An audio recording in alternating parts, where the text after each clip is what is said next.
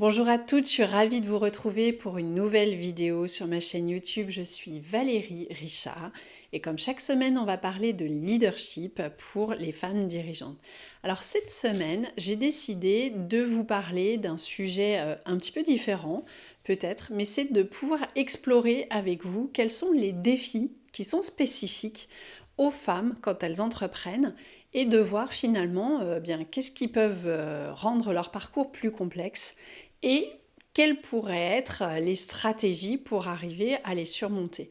Alors effectivement, on va pas se mentir, quand on est une femme et qu'on décide de créer son entreprise et de devenir une dirigeante, eh bien on va faire face à un certain nombre de stéréotypes et de préjugés même si en 2023, à la date à laquelle je tourne cette vidéo, on pourrait penser que tout ça est derrière nous, eh bien malheureusement pas encore. Donc on entend régulièrement encore des choses du type qu'une femme sera plus gentille et risque de se faire berner plus facilement, que peut-être elle prendra moins de risques pour développer son entreprise et elle sera peut-être moins combative. Enfin, des choses où, bien évidemment, on pourrait trouver des tonnes de contre-exemples.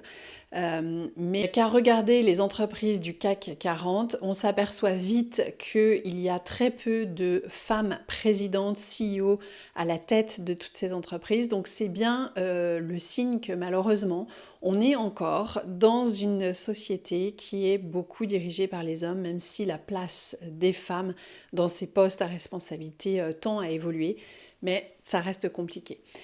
Donc moi, mon propos ici aujourd'hui n'est pas de venir faire du féminisme ou d'avoir un discours comme ça extrême, c'est pas le but.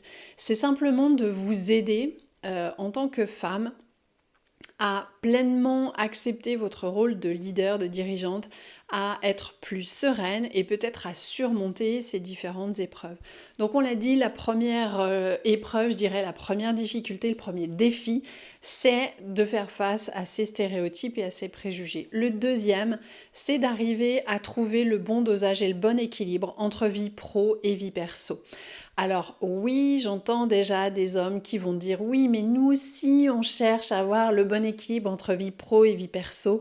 Il n'y a pas très longtemps, j'avais posté un post sur LinkedIn où je parlais de ça et j'ai eu des commentaires de messieurs qui me disaient que eux aussi, bien sûr, aspiraient à cet équilibre. Oui, bien sûr, c'est naturel. Maintenant, on va pas se mentir, dans une grande partie des foyers et des familles, c'est la femme qui reste plus présente pour peut-être l'intendance de la maison, certaines tâches ménagères, l'éducation des enfants, certains aspects logistiques entre guillemets de la vie courante. Même quand les hommes s'investissent énormément, clairement aujourd'hui les femmes ont encore un petit peu plus de tâches dans ce domaine-là. Donc c'est vrai que quand on est dirigeante, qu'on est entrepreneur, qu'on est chef d'entreprise et qu'on a déjà énormément de responsabilités toute la journée, eh bien le soir quand on rentre à la maison, c'est pas toujours évident de trouver le bon équilibre. Je vois beaucoup de mes clientes me dire qu'elles culpabilisent parce qu'elles ont le sentiment de ne pas passer assez de temps avec leurs enfants, avec leur mari, avec leur famille ou amis en général. Parfois, ça peut leur être reproché d'ailleurs, hein, dans leur cercle proche. Mais il y a cette culpabilité de se dire j'aimerais bien être un peu plus présente pour mes enfants. J'aimerais bien arriver à débrancher le soir et à ne plus penser à mon entreprise pour me consacrer pleinement à ce qui est en train de se passer là dans ma vie de famille. Et c'est vrai que c'est quelque chose qui est parfois un peu complexe. Et puis, troisième défi que j'avais envie de souligner, c'est la gestion de la réussite. Parce que, alors déjà en France, c'est compliqué la réussite et on sait que parfois ça peut susciter des jalousies, des commentaires, des remarques, etc., etc. Mais alors quand on est une femme qui a créé son entreprise et qui réussit, on va pas se mentir, des commentaires parfois un peu désagréables, on en entend. Quand on échange, on n'ose pas toujours dire les choses d'ailleurs parce qu'on se dit je vais être regardée de travers, parfois même dans nos familles ou dans nos proches, hein. Donc c'est parfois un peu compliqué de pouvoir bien vivre sa réussite professionnelle sa réussite financière quand on est une femme dirigeante d'entreprise. Donc peut-être que ces éléments vous parlent et que vous allez vous dire effectivement je rencontre un ou plusieurs de ces défis-là. Moi l'idée encore une fois c'est pas de faire une polémique entre ce qui est bien, pas bien, entre les hommes et les femmes, etc. C'est plutôt de vous donner des billes et des pistes pour vous aider à vous sentir un peu plus sereine. Vous le savez, c'est un peu ma mission. Donc première chose que j'avais envie de vous partager dans les outils, les solutions qui vont vous aider face à ces trois principaux défis, on aurait pu en trouver bien d'autres, c'est de travailler sur sa confiance en soi.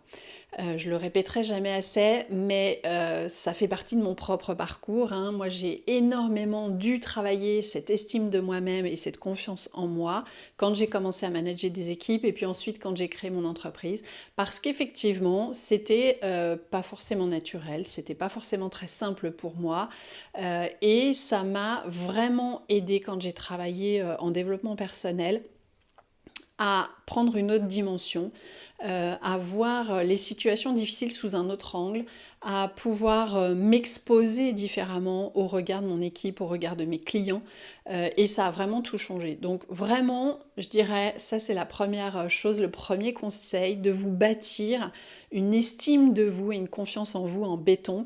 Et il y a un point qui est important, c'est de ne pas négliger le fait que ça prend du temps, mais surtout que c'est un travail continu.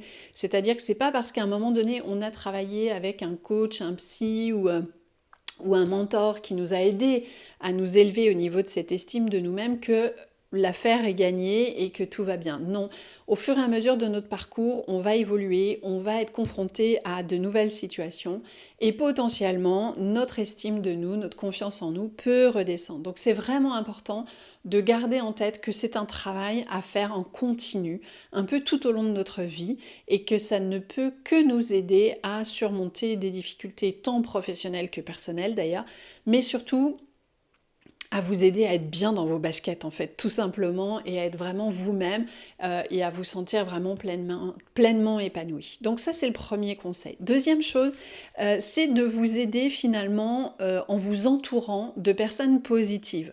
Donc ça peut être quand vous faites du réseautage pour rencontrer de potentiels partenaires d'affaires, de potentiels clients, etc. Ça peut être aussi d'intégrer des réseaux.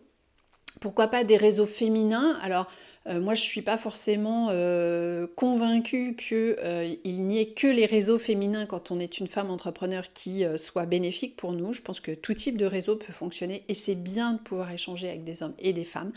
Mais le soutien de femmes qui traversent peut-être les mêmes difficultés que vous, qui rencontrent les mêmes défis que vous, ça peut être intéressant pour simplement pouvoir s'épauler, pouvoir échanger et à certains moments vider son sac tout simplement pour pouvoir dire ce qui nous pèse. Et ça peut être vraiment bénéfique. Donc être attentive à ça et rechercher des personnes positives surtout qui vont vous aider à garder le moral, la tête haute et vous redonner, je dirais, un boost d'énergie. Ça va être super important. Autre chose, ça va être aussi de trouver le bon équilibre entre votre part féminine et votre part masculine, entre votre énergie yin et votre énergie yang. Pourquoi c'est important? Petit retour d'expérience, moi pendant des années, j'ai fonctionné presque exclusivement avec mon énergie masculine, mon côté yang. Pour tout un tas de raisons qui sont liées à mon histoire, à mon tempérament, etc. Donc je travaillais beaucoup, j'étais souvent en force, je me fixais des challenges, j'y allais, j'étais battante, déterminée, je mettais en place des organisations, des stratégies, des plans d'action, bam, bam, bam, j'y allais, voilà. Ça m'a aidé et ça m'aide encore et ça fait partie de moi, donc voilà. Sauf que quand ma partie féminine, je l'ai ignorée ou je l'ai laissée vraiment trop de côté, eh bien ça m'a joué des tours parce que je me suis privée d'une partie de mon intuition, je me suis privée d'une partie de ma créativité, et d'ailleurs très souvent je disais non mais moi je suis pas une créative et puis j'ai pas d'intuition, etc. C'est juste que j'avais étouffé un peu ça et je l'avais laissé de côté. Donc bien évidemment que dans notre énergie féminine, il y a beaucoup d'autres choses que la créativité et l'intuition, mais pour moi, ça a été deux piliers essentiels que j'ai retrouvés à partir du moment où j'ai accepté de laisser ma part féminine s'exprimer dans ma vie d'entrepreneur et à me dire oui, il y a des choses qui sont beaucoup plus en lien avec mon énergie féminine, mais c'est aussi ce qui fait que je suis Valérie et que je fonctionne comme ça. Et je veux le laisser s'exprimer parce que c'est vraiment ça qui m'a aidée à être authentique, à davantage attirer de clients ou de clientes qui me correspondaient, à pouvoir trouver des solutions à certaines problématiques sur lesquelles je butais et toutes les belles stratégies et plans d'action du monde n'y faisaient rien. J'avais juste besoin de déposer les armes, de me dire ok, je fonctionne aussi d'une certaine manière en tant que femme, avec un cycle, avec des modes de fonctionnement qui sont très différents du mode de fonctionnement masculin et c'est ok. Donc, il n'y a pas une énergie qui est meilleure que l'autre, il faut pouvoir utiliser les deux, il faut juste trouver le bon niveau, le bon dosage, la bonne balance. Donc vraiment, si c'est un sujet sur lequel vous ne vous êtes pas encore vraiment penché, moi il m'a fallu plusieurs dizaines d'années avant d'arriver à travailler là-dessus, n'hésitez pas à vous documenter, à vous informer et à voir en quoi finalement votre mode de fonctionnement peut être à générer un déséquilibre entre ces deux énergies.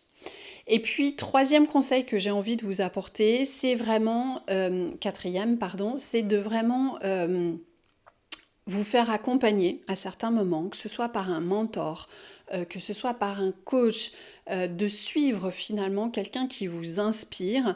Le mentor va être là pour vous guider, pour vous donner peut-être des conseils, pour vous inspirer de par son parcours, parce qu'il a peut-être lui déjà fait face aux défis qui vous concernent et il est arrivé à les dépasser ou elle est arrivée à les dépasser. Donc ça peut être intéressant de travailler avec un ou une mentor. Ça peut être de travailler avec un ou une coach qui va vous aider justement à prendre du recul, à mieux gérer vos émotions, à travailler sur votre confiance en vous, peut-être à travailler sur la façon de communiquer avec votre équipe, vos clients, etc. etc.